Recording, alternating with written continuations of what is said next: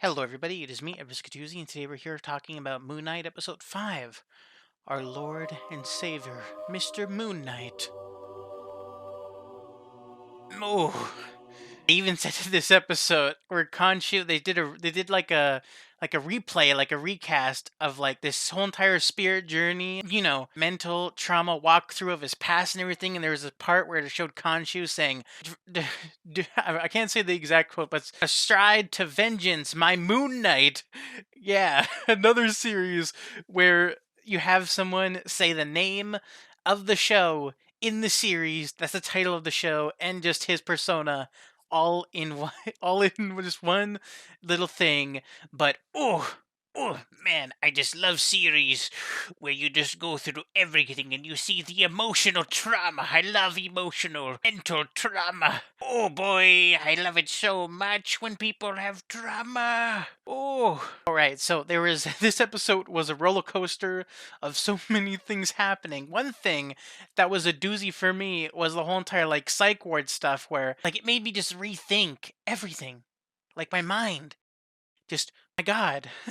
Like maybe because like I read some of the pages of like back in the comic book series where when Mark was like woke up in a mental asylum and he didn't know what was happening, and maybe I didn't read the series right because I thought that it was a whole entire thing where he was like questioning whether things were real, like whether it did happen, and maybe he's just a crazy guy in there. But then there was also this other multiverse stuff happening. Maybe it all just did happen to into my head because I never read the ending of that series. So now I'm questioning like, do I need to go back to read that comic book in order to understand this? Because in this it was of course adapted differently in a different way, because like this psych ward stuff is all in his head, and it's like thing where like was using characters within the series or like throughout his life, whether good or bad, and that was projected into his mind, like encapsulated into like a mental health ring in order for it to help Mark, in order to help Steven.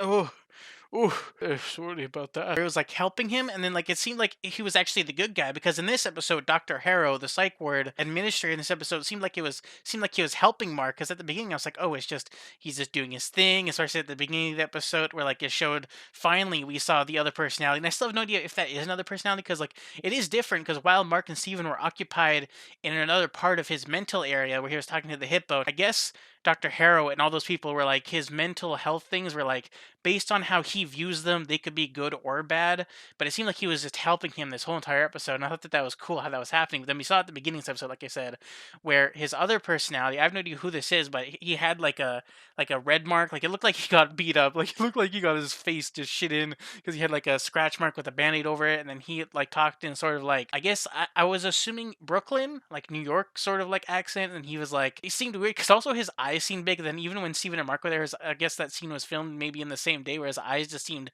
bigger than usual, like mentally like capacitated. Then it showed him like grabbing a knife and he was like fighting him, and maybe he's the one that actually thinks he's crazy. Maybe that's why he was so rough in episode 3, where when he was beating up those guys, and even Mark and Steven didn't know what was going on. So I guess that personality is more brutal, more rough. And it gets shown. But another thing was that I thought I guess this series got me because like it almost made me think. Even this episode with Doctor Harrow, where he was just like he almost, where it's like, did Mark make up Steven or did Steven Mark? I almost thought that the series was going to do a reversal and Steven was going to end up being in the original, but then no. I even thought that maybe even Moon Knight's powers are what gave him, like multiple personality disorder. But apparently he had like a childhood trauma with like his family and his mom, where apparently Mark had a brother, but then he took that brother out to play in like a cave. Like, dude, I've been reading like and seeing pictures this past year of like most missing person cases are people getting lost in caves or forests, and mostly caves, and then just falling in it or getting trapped in it. And then I guess he took his brother to this cave as a child, and then of course they end up. I guess maybe I'm not viewing the scene right, but it looks like they got under an area where only a kids can get under that area. Then it was also raining, so like they ended up drowning. But I guess like their body weight, I guess he wasn't able to lift up his brother. Maybe they were stuck in that little area where only the big brother's head was able to like be up, and then his little brother can't. Maybe he tried to lift him up, because I'm assuming that even though like even if you did have like sibling rivalry and you have that thing where you don't like the newborn, so that probably did happen. But if someone's dying, unless he really hated his brother, that it seemed like they had like a decent relationship in that flashback, he probably would have maybe been able to lift him up, but it but his little brother did seem a little bit chubby, so maybe it was a little bit difficult. But man, that mom this episode was just like crazy. Like I could see how that was an emotional trauma where like he locked himself in his room when the mom was trying to chase after him, and then while he was like trying to get away from that trauma to leave his mental capacity behind, he would go to sleep while a new personality came up, and that ended up being Steven. So I guess Mark was the original body owner, which I guess which was the original like thing in the comics where Mark is it. But the series almost got me thinking that Steven was the one, but then we ended up finding out it was Mark. He switched to Steven when everyone like he wanted to go away, and then like there's even parts in this episode where I guess Steven didn't become like a full body entity until beginning of the series. Like that's when he sort of like became like where Mark couldn't control like that and use him like in this episode. It's like Steven says, "Why are you using me as a stress ball?" Like I guess like he was almost gonna say like he's a person. Like even though that Mark is the original, he's now fully come by. And like, even like God, this episode was just there's so many sad moments, dude. Like at the end of this episode, Steven ends up dying. I really hope that like Steven doesn't become. I really hope that he's able to save Steven by the next episode in the last episode because I really want him to come back and for him not to be like and I don't know, maybe they'll just do that he died, and then maybe like when he has that more like rough, gruff personality, we'll have that if they do a season two or if in his next appearance. I hope that Steven comes back because God, like I hated his personality and his character, but of course he grew on me just like everything. We're like God, I'm just so like. Oh man, there was even that even in this part of this episode where like Steven learns that like talking about his family and that after his brother died his mom like hated him and was being a total just like bitch to him as being very mean. Like I get that there's this whole entire like motherly love aspect with like where like she cherishes the longest child because she had a second child that I guess she loved more than her first child. At first I like didn't know like in my head whether or not like Steven no, whether or not Mark was like an actual like her child. Because if Mark was also her child, I get why she's sad and why she hates it. But man, she went on a spiral that she didn't need to go through in order to like just hate Mark for in order for Steven to like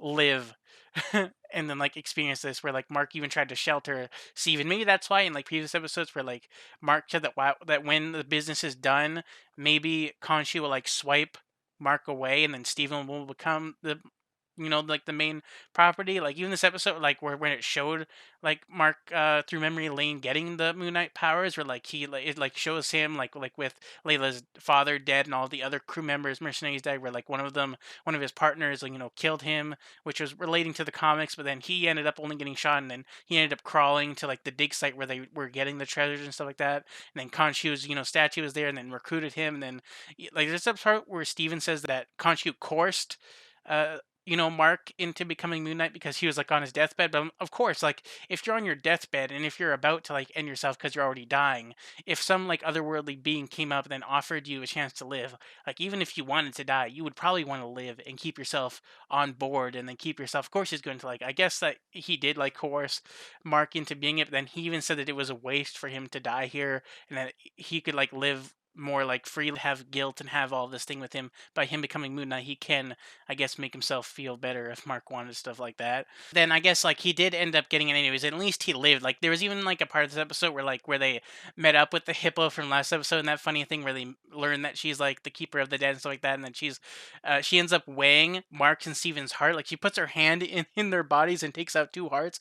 She's like, oh, and then she ends up balancing it. There's really like this balancing thing where like before like you have like a met balancing people based on like if they're good or bad which with some sort of sus things going on among us. Sorry about that. I like that joke in videos.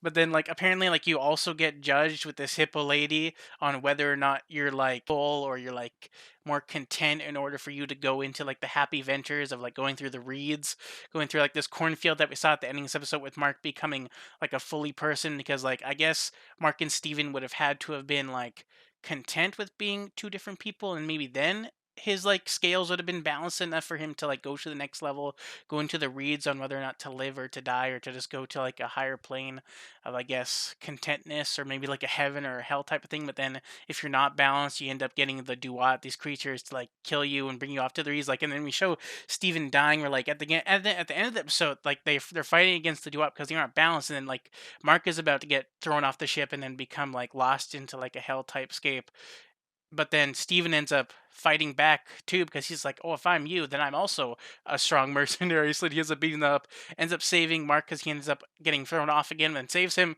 gets thrown off with the creature, and then Steven tries to get back up to the ship in the sand dunes, but then he ends up turning into stone. One thing that I thought was funny is how everything turned into stone but his hair. I guess they didn't. I guess they just want to CGI his hair also turning to stone, but it was all right. But then he turned to stone. Like I said earlier, I hope he gets saved. Was that there was also another aspect where like the reason why the spirit journey happened was because they were about to get balanced, but then they ended up seeing that I guess at first they were trying to like balance out each other, their hearts, and go through the spirit journey of like finding out about themselves. We even saw a scene where like Mark is looking at like everyone that he's killed as the Moon Knight, and like, I guess maybe also when he was a mercenary. I don't know. There wasn't that many people, but then it ended up like Steven like had to like go through a balancing act by like seeing everything that Mark hid from him, and that's when we got to the brother stuff and all the other stuff. But then after that, when they tried to like figure out why they still aren't balanced, is that and then the hippo ended up telling them to fully balance in order to get them out of this place, because before they were just getting balanced and just going through the motions. Even like the scene of them meeting the hippo with her cards, I really like the hippo's voice. And like, I'm not gonna lie, I'm kind of I kind of got hot and heavy listening to that voice and listening to like it sounding like a hippo. Like, I'm not gonna lie, I might look up to see if there's any art of this character. God, kind of hot. The hippo like at first was just trying to get them to the motions of going through like this afterlife stuff, but then when they tried to get back and saw that they weren't balanced anymore, because like Mark and Steven ended up having like stuff where like you saw that scene in the trailer where like Mark tries to get out of the situation by like smacking his head and then ends up talking to Dr. Harp. Then Steven has the same moment when Mark finally tells him about like their mom dying, because apparently the mother, for some reason, ever since like I guess Mark was a kid all the way to a teenager, of course all the way to an adult, she just went through the spiral of still being sad about her second. I guess it makes sense because it is mother love and stuff like that, but she was sad for like 10 plus years, being sad about her second child's death because of them going on their little adventure that was very like stupid and scary. And then she ended up dying, so I guess she ended up, you know, committing death, or maybe something else happened. Maybe it's because she had her poor health and she was like going through this mental asylum sort of thing too. Dad, when it showed the scene with like him as a kid turning into Stephen Foley and like taking on like that Grant with Stephen Grant with like no fear from the movie poster that we saw in the third episode, or in the I guess at the end of the third episode when he got into this place, he ended up turning into Stephen Grant, and then like, before he manifested into his own person. And like there's a scene where like the mom comes in about to whip his butt, but I guess he like turned like cut that off from Stephen's mind. But I'm just like, where was the dad? Like, it was his second birthday when that smack scene happened. Like the dad gave Stephen like the like a cake before that scene happened, if you saw this episode. And then like before that happens, like, dude, where was the dad? I guess the dad came in later to like stop the mom from slapping his ass. Like, dude. But I really enjoyed everything that happened in this episode. This episode was amazing. Lots of stuff got answered, questioned, backstory, the spirit journey, the hippo stuff, the psych stuff. This whole entire episode was amazing. I really much enjoyed it. This episode was like a 9 out of 10, and I can't wait to see how they finish this off in like the last episode. So many things happened. I think that I'm forgetting that I was gonna talk about something. Oh yeah, there was a scene where like when the hippo was helping him again, saying like like why aren't we balanced? Is that there's a scene where like she helps them in order to like get them to become balanced further towards the ending, where like there's a bunch of deaths happening like right before they're about to be judged, and then like there's like, oh, it's Haro, like I guess he finally resurrected Ahmet, and then now they're just causing destruction in the real world because everyone's dying. I hope that there is like sort of like like a semi, I guess, world-ending thing happening in the next episode before he like tries to get Khonshu back from breaking him out of the statue, and then resurrecting like how Ahmet's I guess re-resurrect Khonshu in order to get the powers back, get through the stuff. There's even a part where like they say that the Hippo lady needs to contact Layla somehow in order to get her to like somehow. I have no idea how Layla, without their help, would even like get to that little like meeting room with all of the gods. Like somehow she would need to contact that, I guess, that one lady that was the music lady, the music god, in order to like get her help to get Conchu out in order to help Steven out. Then also, God, I just don't know. I don't know what's gonna happen in the next episode. There's so many like stuff that could happen. But I guess they're gonna try to defeat Hara next episode. This episode was great. I think I've questioned my thoughts, what I thought about this episode, everything. Leave a like if you enjoyed this video. Leave a dislike if you didn't like this video whatsoever. It's your thought, your opinion. And yeah, I'll see you guys in the next episode, and the last episode, and also in any other stuff that I might create after this, whether it be reviews on animes, manga, manhwas, everything else. And yeah, I'll see you guys in the next video. Bye. Subscribe. See you later. Bye.